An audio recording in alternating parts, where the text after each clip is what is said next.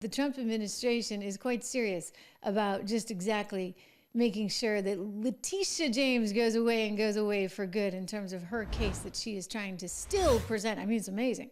It's actually incredible that the case hasn't already been thrown out by the Court of Appeals. I think they're kind of waiting to see if Leticia will gracefully go away herself.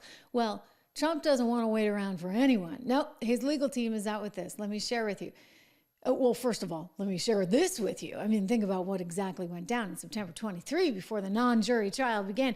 And Gorin, this is the judge that presided over this with Leticia James bringing forward all these charges. They decided that somehow he was deceiving banks, insurers, and others by overvaluing his assets and exaggerating his net worth on paperwork used in making deals and securing financing. Those are some pretty serious charges, right? Very, very serious charges. Well, Donald Trump's like, okay, first of all, everybody made money. Deutsche Bank made like $100 million on the deal. And who is Leticia James to decide how much my property is actually worth? Well, he just came out with this one, a big one. Trump demanding that New York's AG Leticia James drop civil fraud case for the greater good of the country, right? It is for the greater good of the country. I mean, everybody else has dropped their case. Why is this woman still hanging on for dear life? I will not fear Donald Trump. I have steel in my backbone. And the reality is I will not allow this person, Donald Trump, who unfortunately is a broken man, to get in the way of progress and to separate. Really? Well, he's president now, Leticia. I realize you said that before he actually won. You did everything you could to try and make sure that he either couldn't run, wouldn't win, or somehow wound up bankrupt. I mean, think of that, guys. That's what's so amazing here. Remember this? Remember when she was actually trying to go to his properties? If he didn't have the money, if he didn't have the nearly $500 million, $500 million they were trying to charge him, she was going to go confiscate his properties? 4 days after a judge ordered Donald Trump to pay $355 million for a decade of fraud, New York Attorney General Leticia James says she's prepared to do everything she can to make sure the former president pays his fine, including, she told us, seizing the buildings that bear his name. If he does not have funds to pay off the judgment, then we will seek, judgment enforcement mechanisms in court, and we will ask the judge to seize his assets. And you wonder why he won, okay? Like, Democrats, think about it. Think about what you did. Think about how disgusted the American people were with all of these cases, one after another. Oh my gosh. I mean, do you remember Maxine Waters talking about how great it was that you had all these I hate to make this about race, but she's the one saying this, right? All these black women going after Donald Trump. Now they keep coming back empty-handed. Leticia trying to be the holdout here. Well, Trump's not having it. Here's Maxine back in the day. It's so important for us to fight for education, because when we do that, we can aspire to careers that will help change what goes on in this country and have a real democracy. I want to give you an example of it. Right now, as Trump is on trial, you have Leticia James in New York. You have Fannie Willis in Georgia. And you have Tanya Chunkin, who is a judge, who all have a role to play now, prosecutors and judges. And if we're ever to change the criminal justice system and get some justice, we've got to be in there. Okay. Well, you were in there and it kind of failed, shall we just say. Because you know what? You can't go after someone just because you don't like him. Or just because he's your political enemy. That's not going to fly. They didn't come up with anything in any of these cases. And so Leticia's hanging on for dear life, even though Donald Trump is demanding this go away. Let me share with you excerpts from the letter here. Guys, here we go. The lawyer's writing that, first of all, this was nuts because the valuation decisions that they came to were completely subjective. I mean, think about it. Real estate is totally subjective. Until the thing actually trades, you don't really understand or know what it's worth, do you? Do you want Leticia James or the Attorney General for your state deciding what something's worth? I mean, in her case, it was really nuts.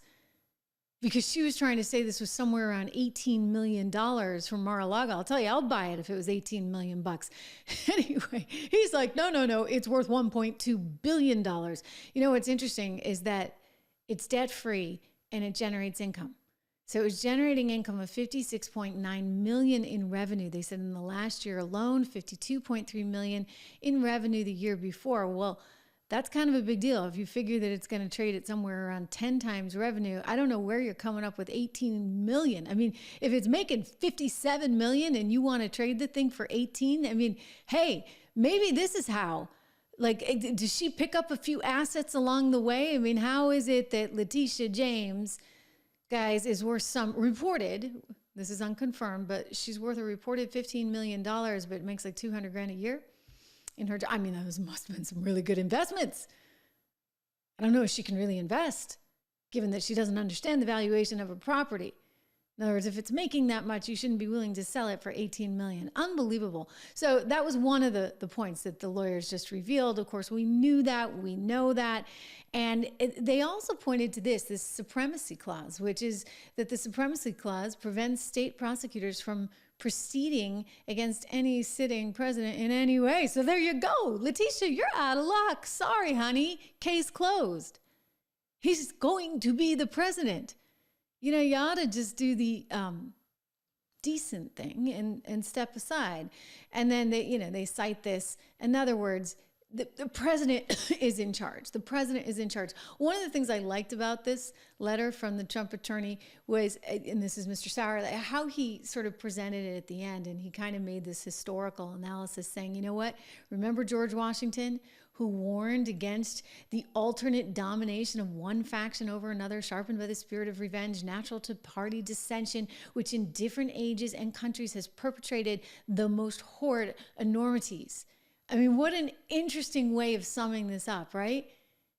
Because he's saying, you know, and he also goes to Lincoln. At a time of such division, President Abraham Lincoln issued his Thanksgiving proclamation, establishing the national holiday that we now celebrate. This was sent out around Thanksgiving. And he's saying that because, you know, we need to get rid of these bitter divisions, that the blessings of liberty could be solemnly, reverently, and gratefully acknowledged as one heart and one voice by the whole American people, okay? So Leticia, get with the program. And yet, you know, she's not willing to. She already said as much. And lastly, I congratulate the President-elect Donald Trump.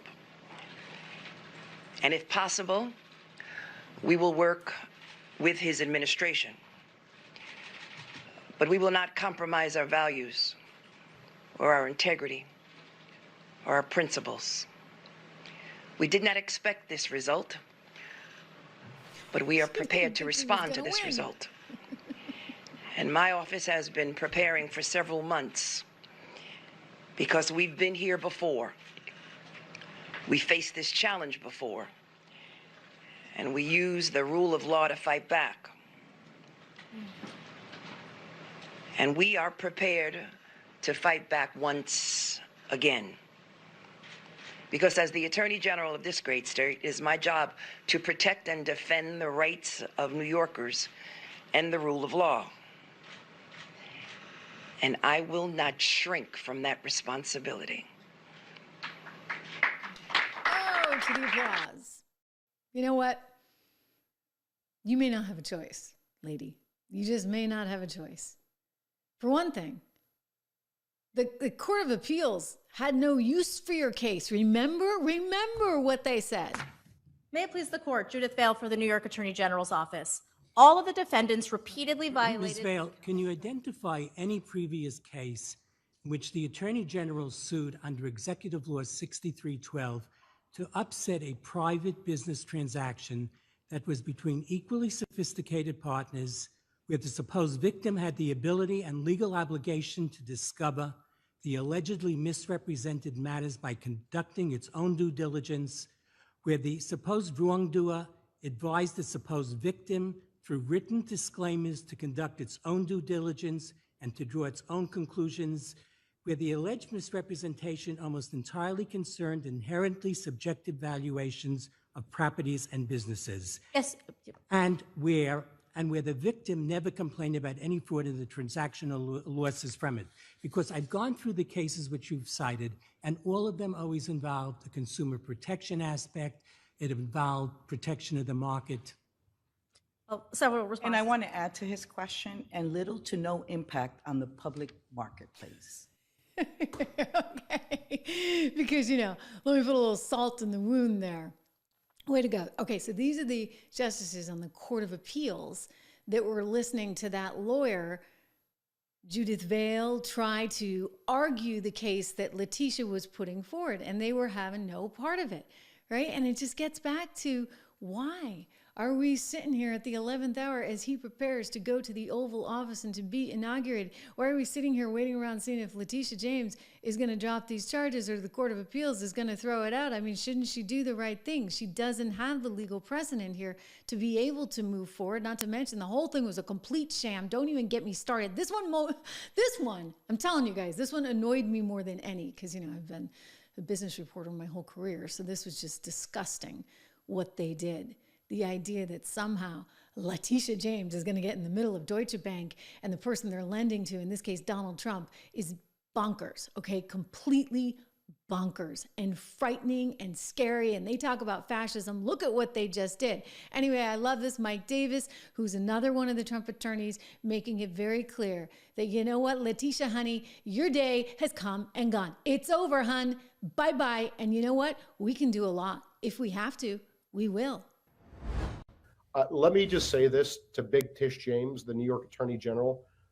I dare you to try to continue your lawfare against President Trump in his second term, because listen here, sweetheart, we're not messing around this time, and we will put your fat ass in prison for conspiracy against rights. And I promise you that. So think long and hard before you want to violate President Trump's constitutional rights or any other American's constitutional rights. It's not going to happen again. We've been warning people on the show, Mike, this isn't the same Trump administration. Stop messing around. Don't rig elections. Don't illegally vote.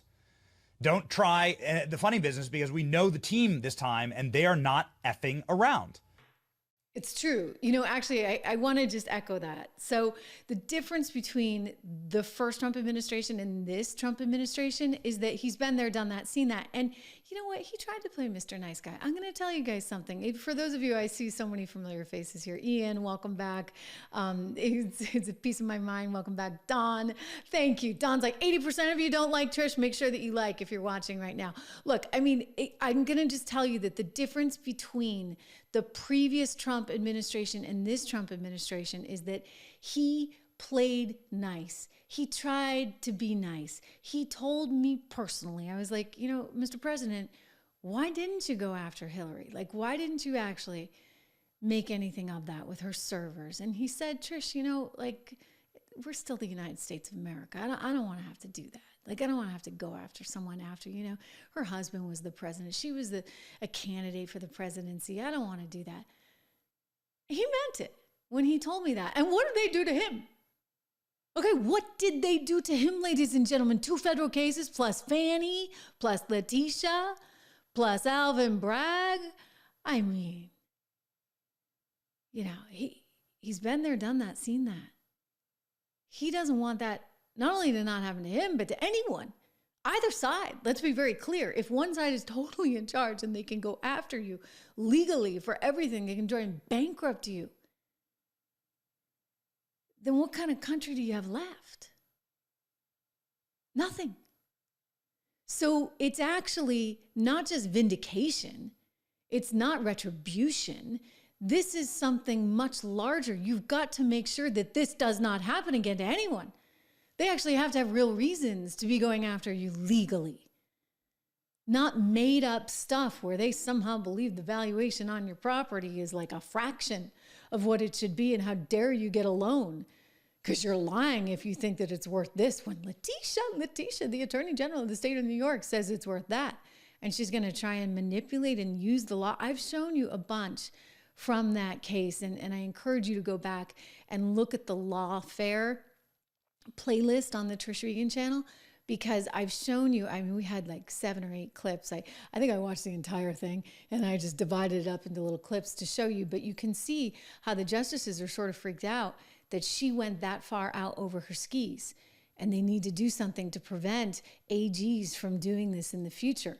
But this is a team now that's coming in, and they mean business.